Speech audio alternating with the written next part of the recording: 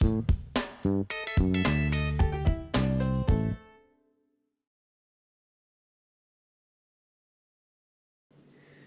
the purpose of the bridge hand is to create a solid and stable base for our cue to glide backwards and forwards along a shot line. Now, obviously that means that the bridge hand needs to be on the shot line, and most importantly, the bit that's guiding the cue needs to be on that shot line. Now we'll look at the different types of bridge hand in a second, but first of all we need to look at where we place that hand in relation to the ball. Now it needs to be able to give us two things. It needs to be far enough away to allow us to have enough backswing on the cue, but it also needs to be close enough that we can then follow through as far as possible on the cue. So if we're too close to the ball, then we can only go backwards and forwards a small amount, so we're not using the full backswing. If we're too far back, then when we push through, we've run out of follow through when we get to the ball, so we can't go any further afterwards. So it needs to be about halfway in between there, so that if I come to the side of the ball here, when we pull back, we can pull back right to our fingers and we can push through past the ball. So we're getting sort of equal amount of pull back and follow through. So let's have a look at the actual bridge itself. Now we've got two main types, which is the open bridge and the closed bridge. Now obviously I play British pool where the open bridge is more common, so I'm going to be focusing on that, but I will talk about the closed bridge as well. Now the open bridge, we use this V shape here on our thumb to guide the cue backwards and forwards. So we spread our fingers out to give us a nice solid base, and then we pull the thumb into the hand, creating this V, and you can see this little sort of wrinkle you get in your skin there, which makes that shape that the cue goes along. So the cue sits on that V, running across the top of the first finger here.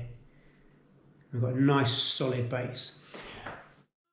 And then to adjust it, if we have the hand nice and flat, we can hit at the bottom of the ball. And then to move the cue up, we just pull those fingers in a little bit. And now we're at the centre of the ball, and then we pull them further, and now we're at the top of the ball. So it's just a case of adjusting them. We're keeping the fleshy part of the hand firmly on the table, so it's nice and solid. And it's just a case of moving them up and down. Now the difference with the closed bridge is that we lock the finger around the cue. So we keep those fingers there, but this finger then wraps around the cue and into the thumb. Now, I get asked quite a lot on the channel about why people tend to use the open bridge in the British game and snooker as opposed to the closed bridge, which you tend to see in the American game. And it's mainly to do with the shape of the cue. So I've got just a fairly sort of cheap American cue here that you can see next to my standard cue. And the main difference is the size and the cue shaft. It's not just the size, it's also the taper of it as well. You can see with my cue it's a very thin shaft, but it quickly tapers out to being thicker as well. Whereas this is a much thicker shaft, but it's far more of a less taper on it, so it's a standard shape all the way along. So with the smaller cue, when you wrap the finger around it, there's too much room in here. You can see the cue's rattling around in this shape, unless I hold it really tight, but that doesn't really work. And because it rattles around, if I hold it tighter, then when I push it through, because of the taper, it quickly becomes too tight. So you have to adjust the taper as you move backwards and forwards, which is not ideal. The other reason that this can be a bit of a problem is when you're looking down the cue, because the cue ball is quite small in the British game, you're obscuring a lot of your view. This finger is getting in the way of what I can see. So it can be quite intrusive on your view of the ball as well, which is another reason it doesn't tend to be used very much. If you look at that in comparison with the American cue, which is a lot thicker, when you do the closed bridge there, I've got a snugger fit of the cue as it moves backwards and forwards, and also as it moves backwards and forwards, I'm not really having to adjust it quite as much because there's less taper on the cue. So that works quite nicely. So that's the main reason you tend to see this grip used in the American game as opposed to in the British game. So going back to the open bridge, or the V bridge as it might be called.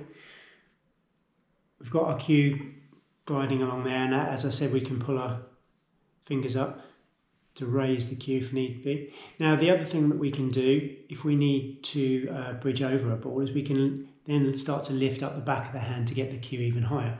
So say we had a ball in here that we needed to bridge over to get to our ball. Obviously from here we can't get to the white, so we would lift the back of the hand up to allow us to bridge over top. Now there's a couple of different things that you can do here. Obviously your middle fingers are longer than these two, so when we do that we've got to splay them out, and that limits how high we can lift them. If we go further, then these two fingers aren't touching the ground, which can make things a little bit unstable when we get up in the air here. If I take those two fingers off the ground, it's not quite so stable.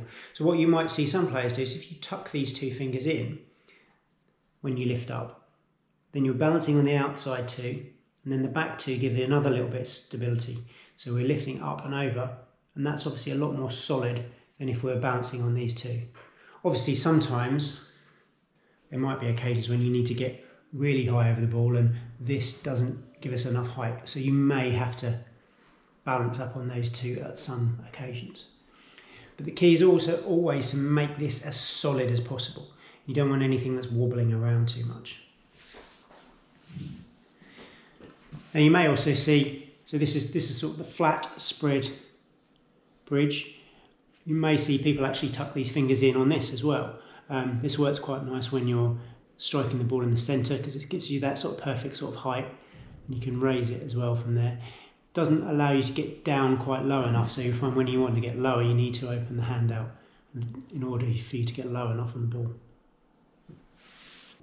So there may also be occasions when you haven't got enough room to get your hand on the table. So here, if I put my hand on the table, I'm too close to the ball, I haven't got enough backswing on the cue.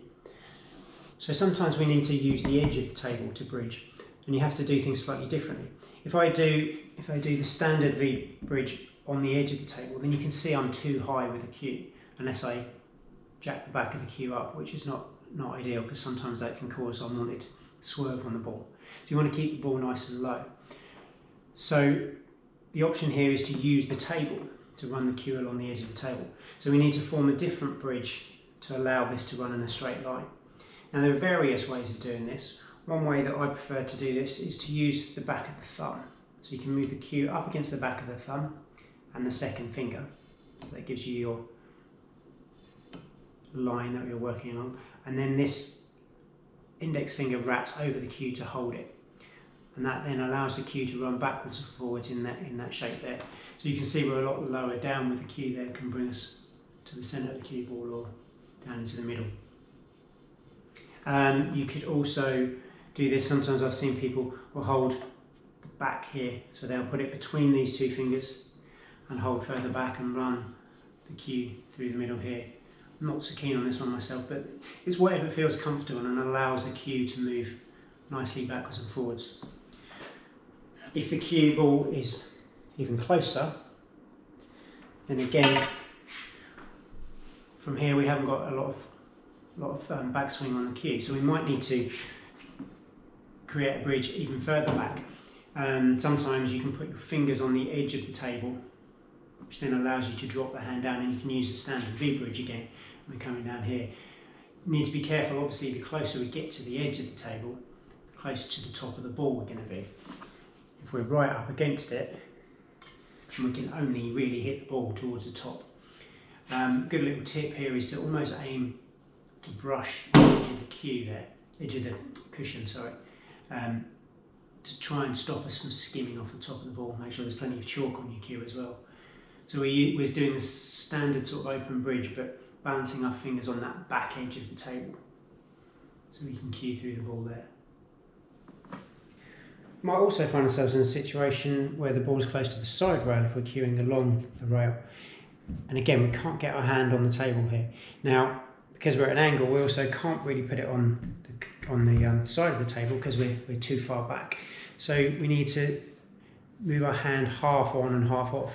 So it's just about finding a way that feels comfortable and works for you. We might wrap a couple of fingers down onto the table, forming our V there, allows us to hit to the middle or to the top of the ball. If we needed to hit lower, we might have to use the side of the table again and hook a finger around and hold it in tight using the back of the thumb to get lower on the ball. And there are various ways of doing this. There's no right and wrong way, but it's always about finding something that's solid and stable and doesn't move around when we're taking the shot, and also tries to avoid having to lift the cue up too much, because then we're cueing down on the ball instead of cueing through it.